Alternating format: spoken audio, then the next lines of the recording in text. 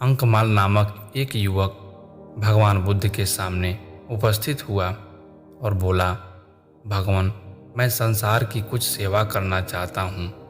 आप मुझे जहाँ भी भेजना चाहें भेज दें, ताकि मैं लोगों को धर्म का रास्ता दिखा सकूं।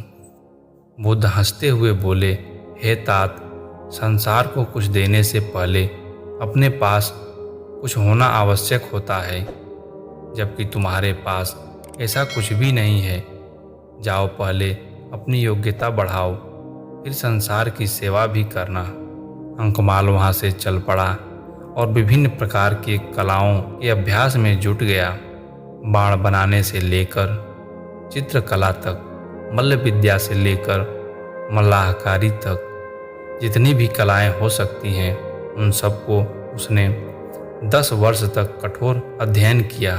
अंकमाल इन सब में इतना अच्छा हो गया कि सारे देश में उसकी ख्याति फैल गई। अपनी प्रशंसा से अपने आप प्रसन्न होकर अंकमाल अभिमानपूर्वक लौटा और तथागत की सेवा में उपस्थित हुआ। अपनी योग्यता का बखान करते हुए उसने कहा, हे भगवान, अब मैं 64 कलाओं का ज्ञाता हूँ और अब मैं संसार के प्रत्येक व्यक्ति को कुछ न कुछ सिखा सकता हूँ।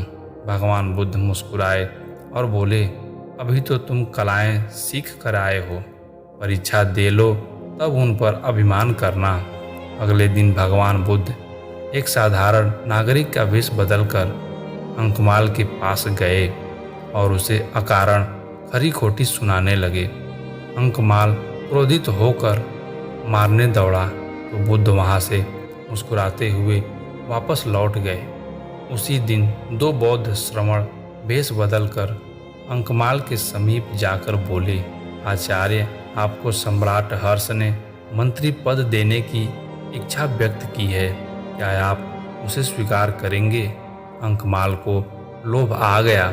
उसने कहा, हाँ भाई, क्यों नहीं, अभी चलो। दोनों श्रमण भी मुस्कुराए और चुपचाप वापस लौट आए। अंकमाल हैरान था, बात क्या है?